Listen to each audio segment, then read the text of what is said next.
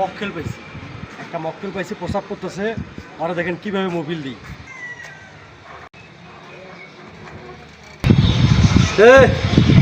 এদিকে এনে কি করলা? হ্যাঁ, এনে কি প্রসাব করার জায়গা?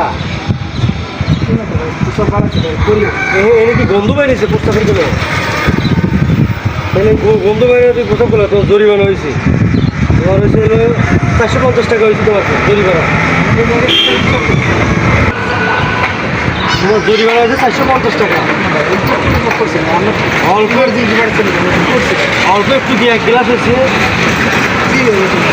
1 গ্লাস হলে 450 টাকা। তুমি 2 গ্লাস হইতো 1000 টাকা দিলে তো প্রসাদ দিচ্ছে। অল্প একটু দিয়ে 1 গ্লাস তো ওই কি আমি তো জানি না ভাই, এটা তো করে জানি না। আপনার 450 টাকা দাও। আমার কাছে টাকা নেই। আপনি 10 টাকা কম দাও তাহলে। না ভাই, আমার কাছে একটি টাকা নেই। আমি এই জায়গায় কালে আমি যাইতেছি এক জায়গায় খরচ করে একটু। তুমি জায়গা দেখো না, এমনি এক জায়গায় প্রসাব করে জায়গা রাখো।